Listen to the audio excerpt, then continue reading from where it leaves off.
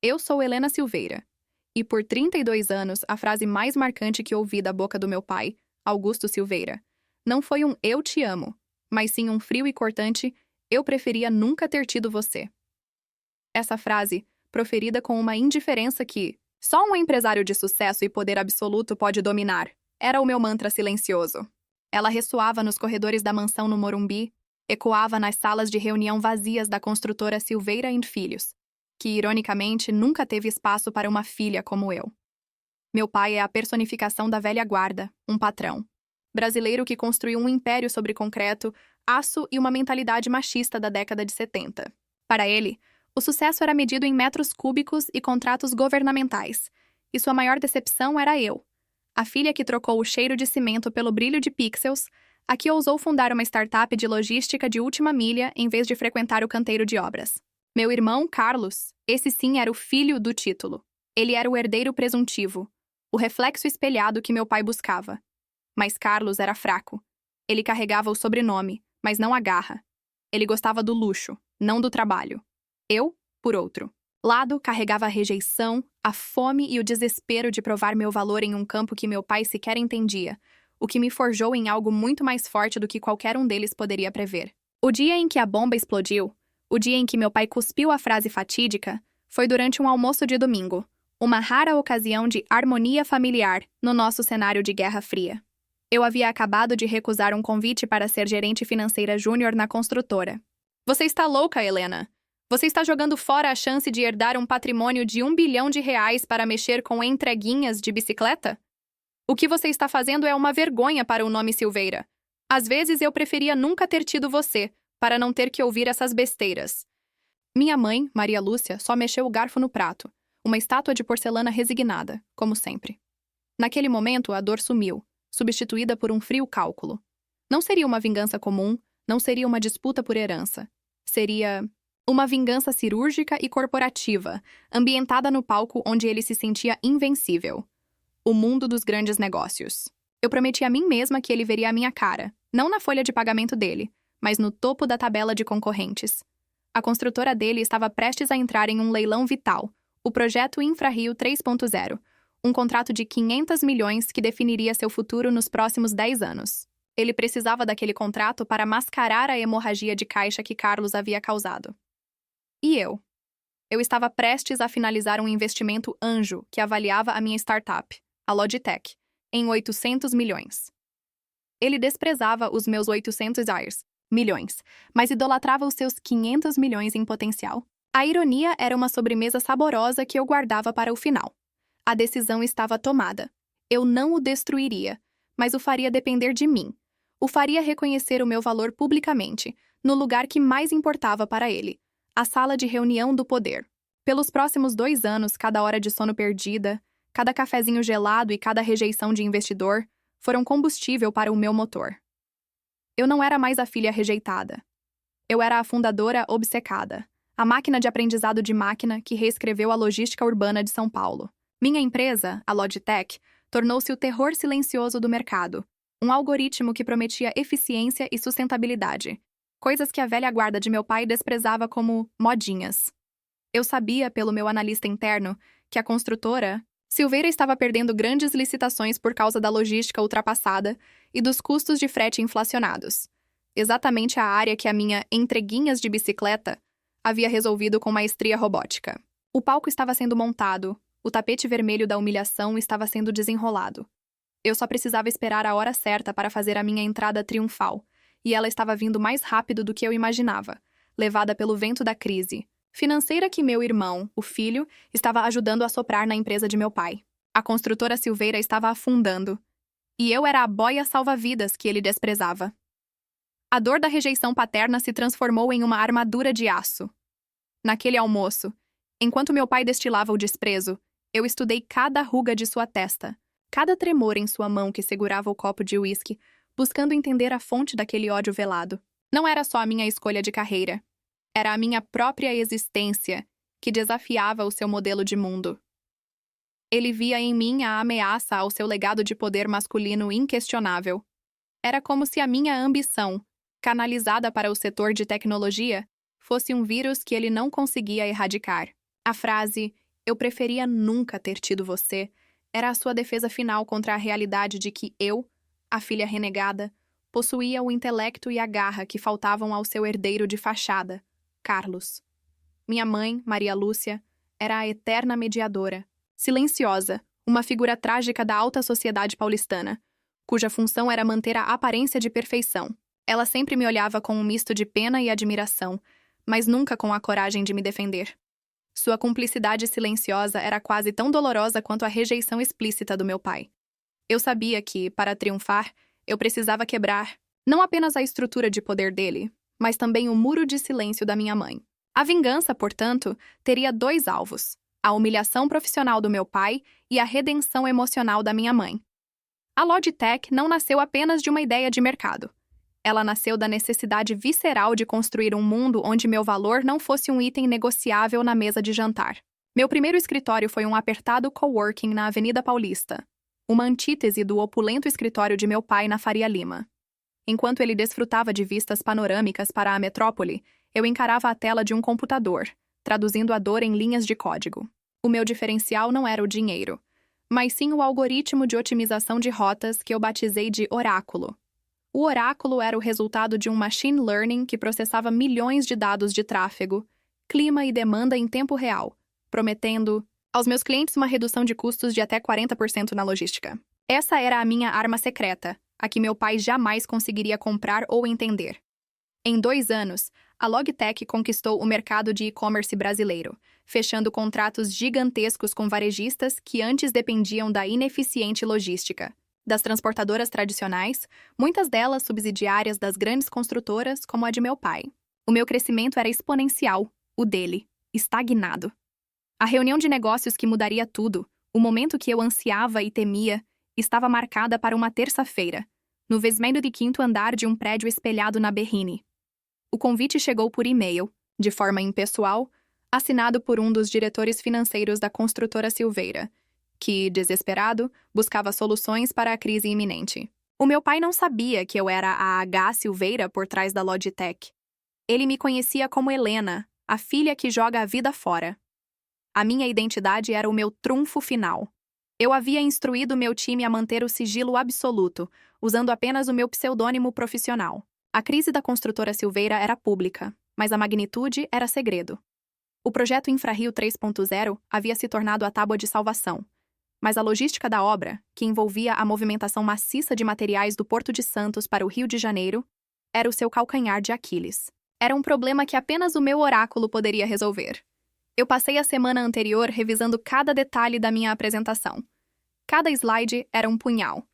Eu não apresentaria apenas uma solução. Apresentaria a prova irrefutável da minha superioridade. O look que escolhi para o dia era igualmente calculado. Um terninho de corte impecável, cor grafite, que gritava competência e poder sem exageros. Eu queria parecer a solução, não a filha. O cheiro de cimento da empresa de meu pai seria substituído pelo aroma de ozônio do meu sucesso. Meu coração batia no ritmo de um thriller corporativo. A véspera da reunião foi marcada por uma insônia produtiva. Eu não conseguia dormir. Estava imersa nos detalhes do relatório de auditoria que a Logitech havia secretamente conduzido sobre o gap logístico da construtora Silveira. Os números eram catastróficos. Meu irmão, Carlos, havia desviado o foco para projetos de alto risco e baixa rentabilidade, apostando em um crescimento insustentável que agora cobrava seu preço. O que meu pai via como uma crise temporária era, na verdade, uma falência técnica disfarçada. E o pior, Carlos havia prometido um sistema de rastreamento de carga fictício no bid do projeto Infrario 3.0, uma fraude que, se descoberta, afundaria o nome Silveira para sempre. Eu tinha essa informação em mãos, a munição perfeita para a destruição total. Mas, surpreendentemente, a vingança total não parecia mais tão apetitosa. Eu não queria que o nome Silveira virasse pó. Eu queria que ele fosse reconstruído sobre alicerces sólidos e que eu fosse a arquiteta dessa reconstrução, o meu. Me ensinou que a melhor estratégia nem sempre é a eliminação, mas a reorientação. A manhã da reunião chegou com o céu nublado de São Paulo, o clima perfeito para o meu grande finale. No elevador privativo que subia para o Verslane 5º andar, eu respirei fundo, memorizando o toque frio do meu pendrive contendo a apresentação. Eu não era mais a Helena de 20 anos que chorava no quarto por atenção paterna.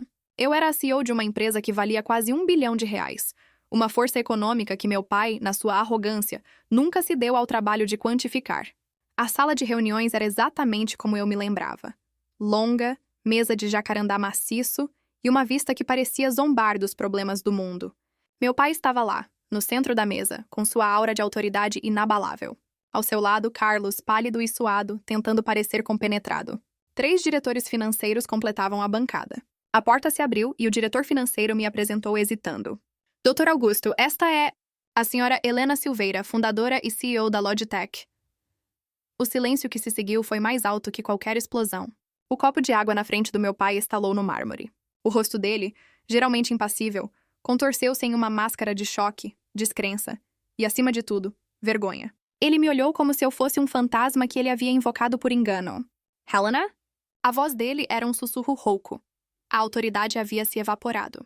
Eu apenas assenti fria e profissional. A primeira fase da minha vingança, a revelação, estava concluída. O choque nos olhos dele era a prova do meu sucesso silencioso. Eu me sentei, cruzando as pernas e abrindo meu laptop. Com todo respeito, Dr. Augusto, o tempo é precioso. Vim aqui para falar sobre o futuro da construtora Silveira e o projeto InfraRio 3.0, não para discutir assuntos familiares. A minha voz estava calibrada, sem emoção, um contraste brutal com a turbulência emocional que eu sentia. Carlos tentou intervir, balbuciando algo sobre a intrusa, mas meu pai o silenciou com um olhar de gelo. O palco era meu. Eu comecei a apresentação sem preâmbulos, mergulhando diretamente na realidade nua e crua da construtora Silveira. Meu tom era didático, quase clínico, usando dados e gráficos que meu pai, o homem dos números, não podia ignorar. Dr. Augusto, sua empresa está perdendo 150 milhões de reais por ano em ineficiência logística. Um número que, somado à gestão de custos desastrosa nos últimos 2 anos, coloca a construtora em uma posição de risco iminente de liquidez. Enquanto eu falava, os diretores trocavam olhares nervosos. Meu pai estava tenso, mas seus olhos, antes cheios de desprezo, agora estavam fixos em mim, tentando decifrar a mulher que ele havia transformado em inimiga. Eu usei a minha ambientação cultural brasileira como arma. Eu falei sobre a corrupção oculta nos fretes, o superfaturamento de insumos na Rota Santos-Rio, o famoso custo Brasil que ele tanto lamentava, e mostrei como a Logitech havia eliminado esses gargalos para os meus clientes. Enquanto o senhor se preocupa com o concreto, eu me preocupo com o tempo e o dinheiro que o trazem. Seu custo de tempo de entrega é 30% superior à média do mercado. Sabe por quê? Porque a logística 4.0 que o seu filho prometeu no bid do InfraRio 3.0 não existe. Ele mentiu no edital. A palavra mentiu atingiu a sala como um tiro. Carlos se levantou vermelho. Isso é calúnia, Helena! Você está aqui para sabotar a empresa. Eu mantive meu olhar fixo no meu pai, ignorando o irmão. Dr. Augusto, eu tenho o relatório completo. A Logitech monitora todo o tráfego de grandes cargas no Sudeste. Sei que seu sistema de rastreio de frota é obsoleto e que a documentação de conformidade que foi apresentada é falsa. Se a auditoria do governo descobrir isso, o senhor não apenas perde o contrato de 500 milhões, mas enfrenta sanções que podem quebrar a empresa. O meu pai não olhava para Carlos. Ele olhava para a tela, onde os números da sua falência técnica eram exibidos em um tom de vermelho fatal. A sua expressão havia mudado de choque para um reconhecimento sombrio. A vingança estava sendo servida fria, com a precisão de um algoritmo. Eu não precisei gritar ou insultar. Os meus dados fizeram o trabalho. Eu havia desmantelado o legado dele com a mesma frieza que ele havia desmantelado a minha autoestima anos atrás. Quando terminei a análise destrutiva, houve 1 minuto de silêncio absoluto. Meu pai finalmente falou. Sua voz era uma sombra da sua arrogância habitual. O que você quer, Helena? Você veio aqui para nos destruir, certo? Para se vingar? Eu fechei o meu laptop, olhando para ele com uma calma perturbadora. Vingança, Dr. Augusto, é amadora. O que eu vim buscar é reconhecimento. E mais importante, eu vim oferecer a única solução que pode salvar a sua empresa. E ela tem um preço que não é financeiro. O choque na sala era palpável. Eu havia preparado a armadilha do ódio. E agora, no momento da execução, eu estava reescrevendo o final. A minha proposta não era a aquisição da construtora Silveira, mas algo muito mais inesperado e fascinante. A reconciliação através de uma nova arquitetura de poder. A tensão na sala de reunião atingiu o auge. Meu pai, Augusto, estava visivelmente abalado, sua postura imponente desmoronando sob o peso da verdade e da minha inesperada presença.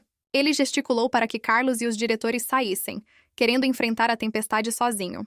Saia, Carlos.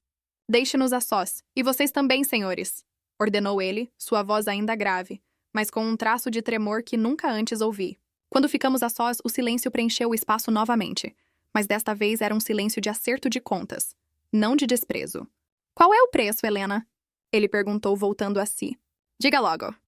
Quer dinheiro? Quer a minha cadeira? Quer o controle do InfraRio 3.0? Eu sei que você tem a faca e o queijo na mão. Eu levantei da cadeira, aproximando-me da janela que dava para a cidade que havíamos conquistado em campos opostos. Eu o olhei e pela primeira vez vi um homem cansado, não um monstro. O preço não é a sua cadeira, pai. O preço é o reconhecimento público do meu valor e a redenção do seu legado. O senhor construiu a construtora Silveira com suor e sangue, mas o senhor está deixando que ela morra por arrogância e má gestão. A minha vingança seria simplesmente deixar o senhor afundar e comprar os escombros por 10 centavos. Mas isso não me daria paz. O senhor disse que preferia nunca ter metido. O meu preço é o senhor provar que estava errado. Eu me virei, e minha proposta foi clara e cirúrgica. A Logitech tem o algoritmo que resolve a logística do InfraRio 3.0 e a tecnologia para limpar a bagunça que Carlos fez na contabilidade. Eu posso salvar a construtora, mas a minha solução não é apenas tecnológica. É estrutural. Eu exijo que a construtora Silveira incorpore a Logitech como uma subsidiária de inovação e logística, com 49% das ações da nova holding pertencentes a mim, e eu me tornarei a vice-presidente de operações. Carlos será realocado para uma função sem poder de decisão, e o senhor continuará como CEO, mas com a minha tecnologia e o meu controle estratégico. Sua empresa se tornará a Silveira & Filha, com o nome Filha, em destaque na nova logomarca. É o único jeito de conseguirmos o contrato com o governo, provando que temos a tecnologia de ponta que eles exigem. A proposta era audaciosa, polêmica e humilhante em sua essência, mas oferecia a ele a única chance de salvar seu império. Meu pai levantou-se lentamente, andando até a janela, sua silhueta emoldurada pela luz fraca. Ele ficou lá por um longo minuto. O nome Filha na fachada. Minha vida inteira eu esperei por um filho que continuasse o legado do jeito que eu construí, com a minha visão. Ele murmurou, a voz embargada. A minha visão estava errada, pai. Seu mundo acabou. O futuro é digital, não é mais só concreto. Aceite a minha ajuda e teremos 2 legados em vez de um. Um legado de aço e um legado de código.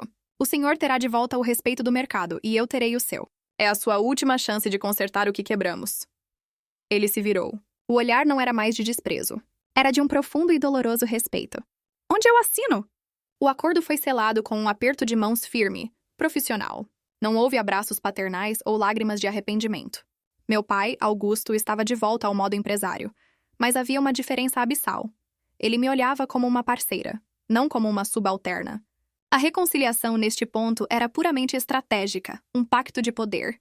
Mas eu sabia que era a única porta para o perdão. Nas semanas seguintes, a transição foi brutal. A Logitech foi integrada à nova holding, Silveira Tech, em engenharia, e o nome Helena Silveira estava em todos os comunicados de imprensa. O mercado reagiu com euforia, vendo a fusão como um ato de gênio que revitalizaria a velha construtora. A notícia da ascensão da filha renegada virou manchete nos jornais de negócios brasileiros, gerando o furo polêmico que garantimos no nosso planejamento viral. Meu pai, em uma coletiva de imprensa, foi forçado a dar o reconhecimento público que eu exigia. Minha filha, Helena, é a visão de futuro que nossa empresa precisava. Seu intelecto e garra superam em muito a minha própria experiência. Eu confio o nosso legado à sua liderança de inovação. A frase dele, dita com dificuldade, foi a prova mais doce da minha vitória. Ela valia mais do que o 49% da nova empresa. Carlos, humilhado e despojado de poder, tentou se revoltar, mas foi esmagado pela eficiência da nova estrutura. Ele se tornou um gerente de projetos secundários, uma figura decorativa, sem acesso às contas ou às decisões estratégicas, o que era uma punição mais digna do que a expulsão. Eu não o expulsei. Eu o neutralizei. O momento mais inesperado veio na primeira reunião de diretoria da nova holding, com os acionistas. Eu apresentei o plano de otimização de custos e a estratégia para o projeto InfraRio 3.0, e a sala aplaudiu de pé. Meu pai esperou que todos saíssem. Ele veio até mim e eu esperei pelo aperto de mão formal. Em vez disso, ele me entregou uma pequena caixa de veludo. Isto é o broche que sua avó usou no dia em que minha empresa ganhou o primeiro grande contrato. Ela sempre quis dar para a mulher que realmente salvasse a empresa. Não é um presente de CEO para VP, Helena. É um presente de pai para filha. O gesto me pegou completamente de surpresa. O homem de aço estava revelando uma rachadura de humanidade. Não era o perdão da minha parte que ele buscava. Era o perdão dele para si mesmo por ter me rejeitado. Eu usei o meu algoritmo para calcular a melhor estratégia de vingança, mas o meu coração, treinado pela rejeição, estava recalculando o significado da vitória. Eu não o queria humilhado. Eu o queria presente. O broche da minha avó, um delicado ramo de café cravejado de brilhantes, era mais do que uma joia. Era uma bandeira branca, um símbolo de um legado feminino que ele havia ignorado ao tentar forçar um legado masculino em mim. Aquele broche me fez perceber que a minha vingança não era contra o meu pai, Augusto, mas contra o sistema de valores que o havia moldado. Eu havia vencido, não ao destruí-lo, mas ao forçá-lo a aceitar uma nova realidade de poder, onde o intelecto feminino e a tecnologia valiam mais do que a tradição cega. Eu aceitei o broche, e pela primeira vez desde aquele fatídico almoço, eu senti algo que se assemelhava à paz. A reunião de negócios não apenas mudou a forma como ele me olhava, ela mudou a forma como eu olhava para ele. Eu o via como um empresário que cometeu um erro catastrófico, não como um pai maligno. O projeto InfraRio 3.0 foi finalmente garantido. Eu liderava a equipe que renegociava os termos do contrato, e meu oráculo garantia a conformidade e a logística. A construtora Silveira estava de volta aos trilhos, mais magra, mais moderna, e crucialmente com meu DNA digital em sua espinha dorsal. A reconciliação que eu planejava como um subproduto da minha vitória estava florescendo lentamente, de forma estranhamente brasileira, misturando negócios e emoção. As discussões de diretoria se tornaram, aos poucos, jantares em que ele não falava apenas de concreto, mas perguntava sobre meus planos, meus hobbies. A relação era tensa, mas real. A minha mãe, Maria Lúcia, foi a maior beneficiada dessa nova ordem. Ela não precisava mais ser a estátua de porcelana. Com a minha posição de poder, ela encontrou a coragem para se expressar, exigindo mais respeito e atenção do meu pai, que, surpreendentemente, começou a ouvir. Eu havia forçado uma mudança de vida em toda a família, não apenas na empresa. Minha vingança havia se transformado em uma cura familiar.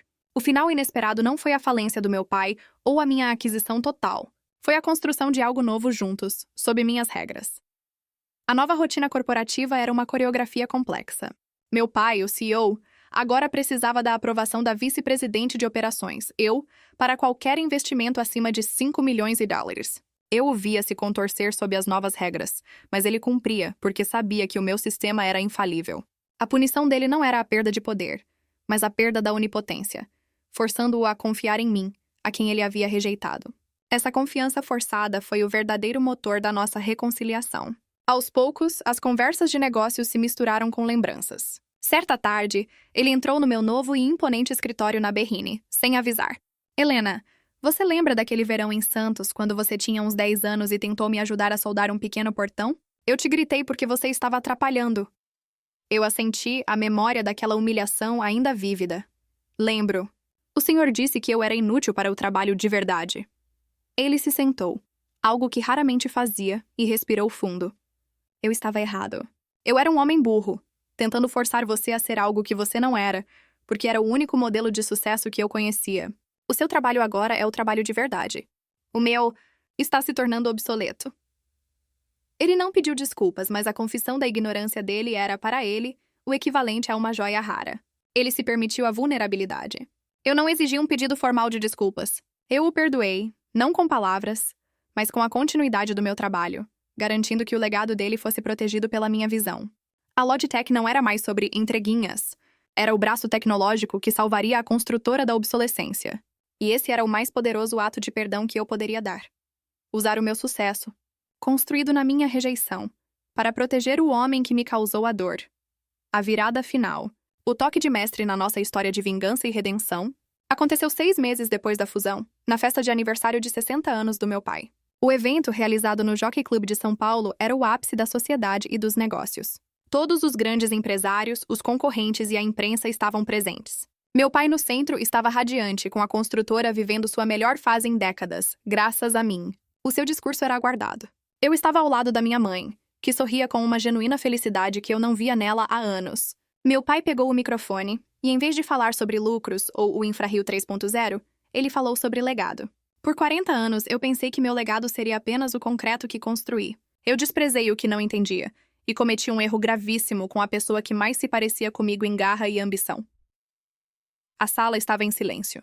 Minha filha, Helena, é a prova de que a visão de um pai pode ser cega. Ela não apenas salvou o meu negócio, como me ensinou que a verdadeira inovação está em abraçar o novo, não em desprezá-lo.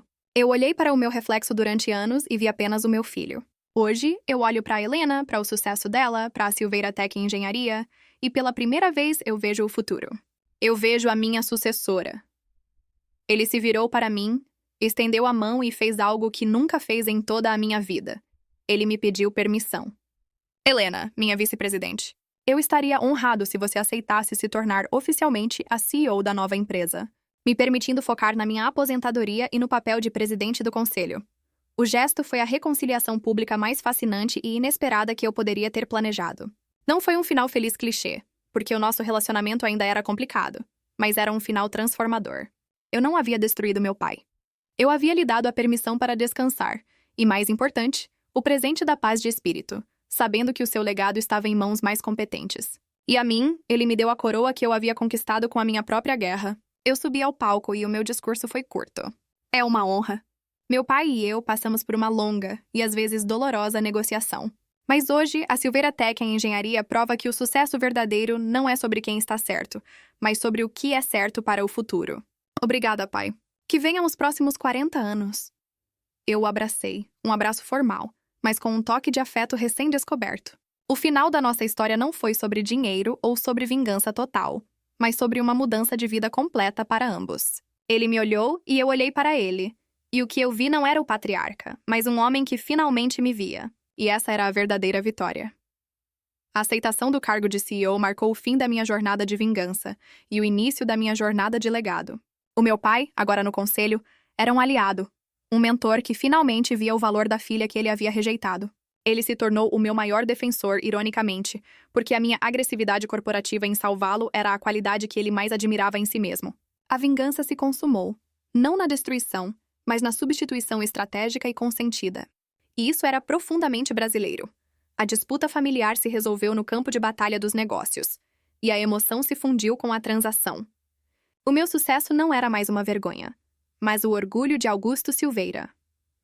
O casamento do sucesso da Logitech com a solidez da construtora Silveira se tornou um estudo de caso nas escolas de negócios. O novo nome, Silveira Tech Engenharia, com o Tech em destaque, simbolizava a minha vitória e a nova identidade da empresa. A velha guarda criticou a mudança, mas os resultados eram inegáveis. A rentabilidade triplicou. Eu havia conquistado o mercado, a família e, mais importante, a minha própria narrativa. Eu havia provado que uma mulher podia liderar um império de cimento e código, reescrevendo as regras de um setor que era historicamente fechado. O meu pai, aposentado no conselho, descobriu o prazer de viajar com minha mãe, algo que ele havia adiado a vida inteira. A dor da rejeição se transformou no alicerce de uma vida nova, mais plena e mais autêntica para todos nós. Eu me tornei a CEO mais jovem e poderosa do setor de infraestrutura do país. Minha mãe me confidenciou que meu pai, em seus momentos de reflexão, admitia que a rejeição que ele me impôs foi o que me deu a força para construir a Logitech. Eu criei meu próprio monstro corporativo, mas ela me salvou, ele disse a ela. Essa era a essência da nossa reconciliação. A dor dele me construiu, e o meu sucesso o libertou.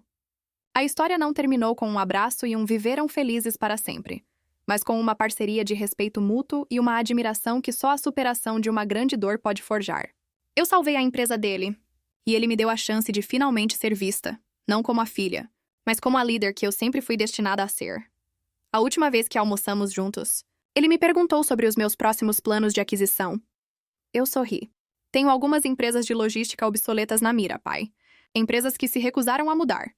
Ele riu, um riso genuíno, e brindamos ao futuro.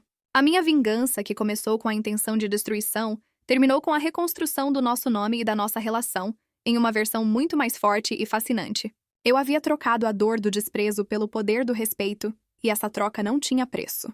A verdadeira vitória foi ter transformado o ódio em um legado compartilhado. Eu olho para trás e vejo que a minha força não veio do ódio, mas da curiosidade em saber o quão longe eu conseguiria ir sozinha. E foi essa curiosidade, esse motor de superação, que me levou àquela reunião de negócios, mudando para sempre a forma como meu pai e o mundo me olhavam. O meu pai disse que preferia nunca ter me tido. Mas a mulher que ele viu na sala de reunião, a CEO da Silveira Tech em Engenharia, era a sua melhor criação, mesmo que acidental. E essa verdade nos reconciliou.